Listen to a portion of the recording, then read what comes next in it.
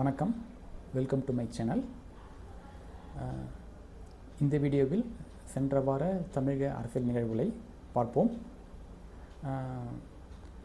முதலாவது, புதிய அரசு அமைந்திருக்கிறது. சட்டசபையில் புதிதாக தேர்ந்தெடுக்கப்பட்ட எம்எல்ஏக்கள் பதவியேற்றுக் கொண்டார்கள். அது தெரியும். அதன் தொடர்ச்சியாக அந்தந்த கட்சிகளின் பிரதிநிதிகள் பேசினார்கள் சட்டசபையில். அதில் குறிப்பாக திமுக கட்சியின் சட்டசபை தலைவராக தேர்ந்தெடுக்கப்பட்டுள்ள உதயநிதி ஸ்டாலின் சனாதனம் வேறறுக்கப்படுவது தங்கள் கட்சியுடைய நோக்கம் என்று மீண்டும் சொல்லிக்கொண்டார்.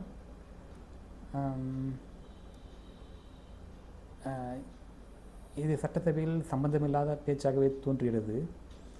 இதற்கு நாம் சொல்ல வேண்டியது என்னவென்றால்,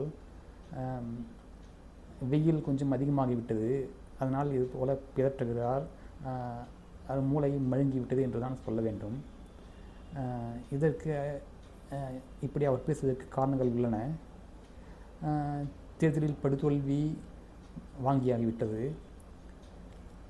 இந்த தோல்வி, இந்த திமுகவின் படுதோல்வி யாருக்கு மகிழ்ச்சியை தந்திருக்கும் என்று அவருக்கு நன்றாக தெரியும்.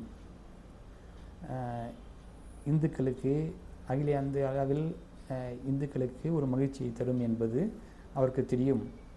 அந்த எரிச்சலின் காரணமாகவே இப்படி மீண்டும் சனாதனத்தை வம்பிழுக்கிறார்.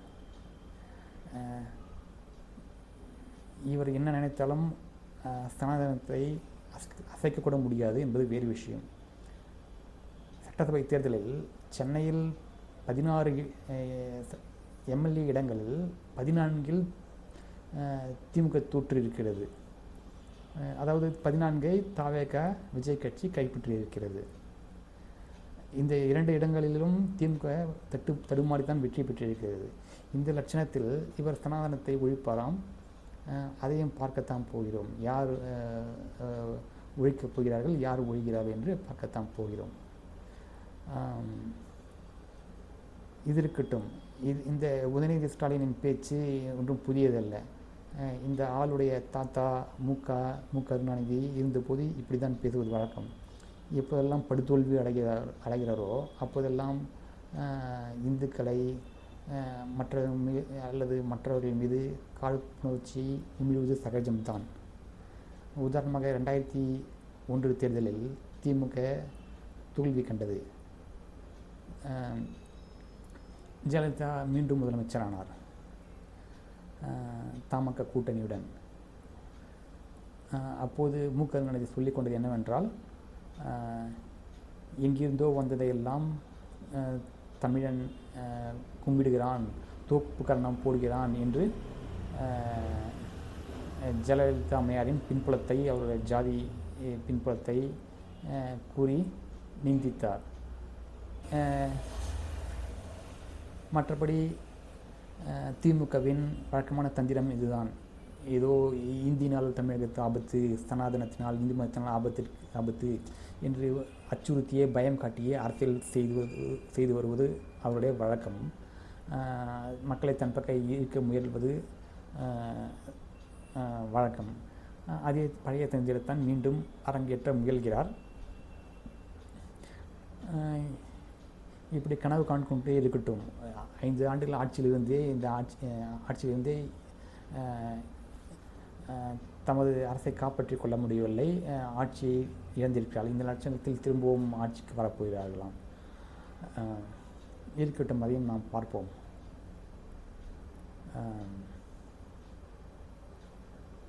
இவருடைய தாத்தா முதலமைச்சர், இவருடைய அப்பா முதலமைச்சர், இவர் துணை முதலமைச்சர்.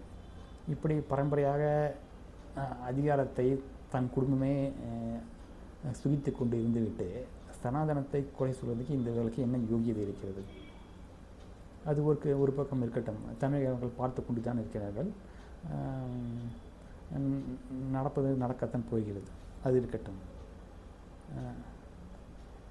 அடுத்த இன்னொரு முக்கியமான செய்தி, நடிகர் ரஜினிகாந்த் திமுக தலைவர் ஸ்டாலினை போய் சந்தித்து பேசியிருக்கிறார். அது குறித்து செய்திகள் வந்து கொண்டிருந்தன.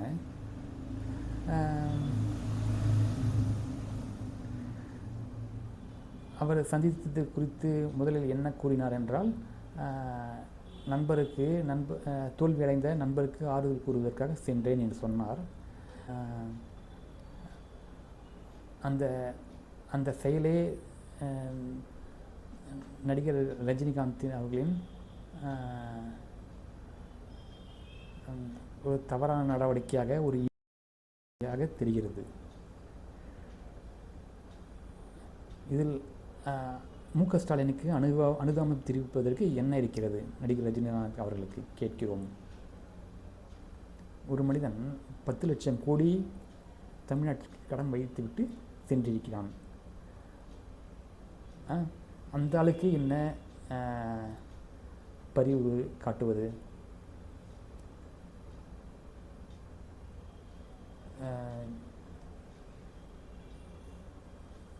இது நடிகர் ரஜினிகாந்தின் தரத்துக்கு உகந்ததாக தெரியவில்லை.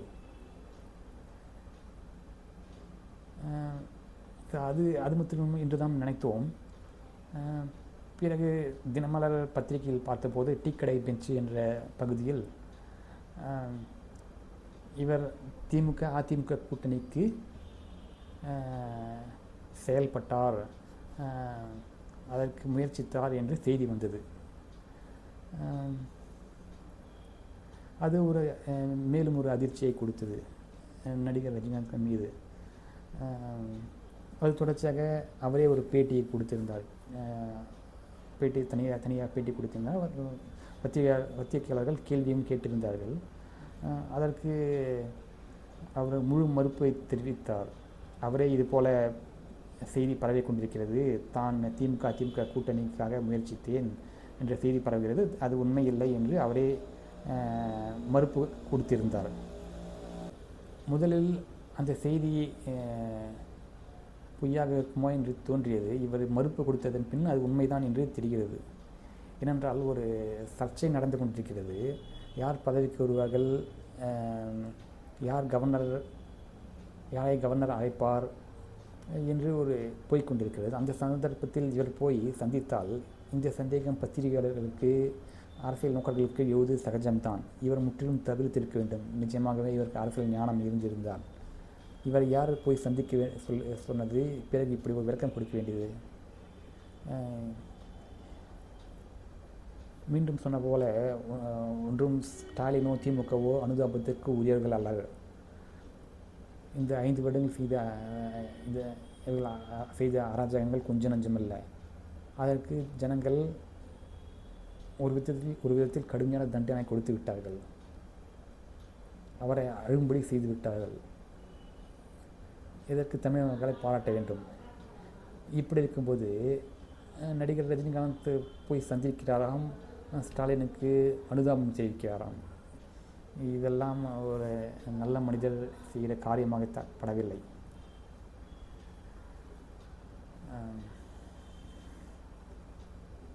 அது தொடர்பாக நடிகர் ரஜினிகாந்த் சில வேறு கேள்விகளுக்கும் பதில் கொடுத்திருக்கின்றார். அவையும் ஏற்றுக்கொள்ளும்படியாக இல்லை.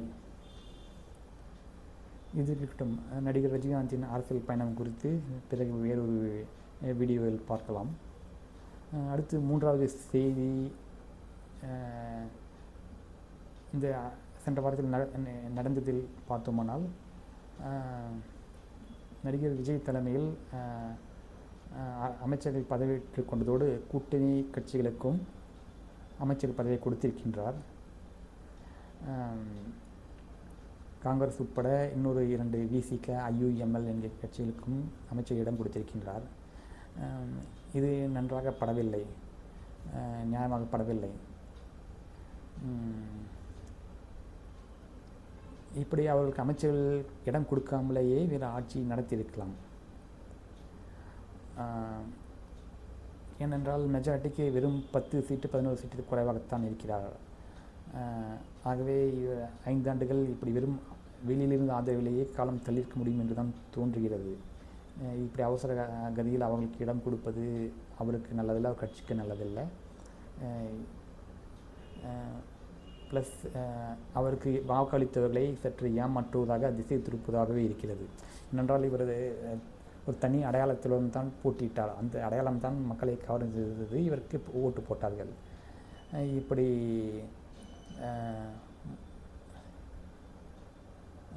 தன்னை தான் எதிர்த்தவர்களையே சேர்த்து கொண்டு அவர்கள் அமைச்சர் சீட் கொடுப்பது சரியாகப்படவில்லை.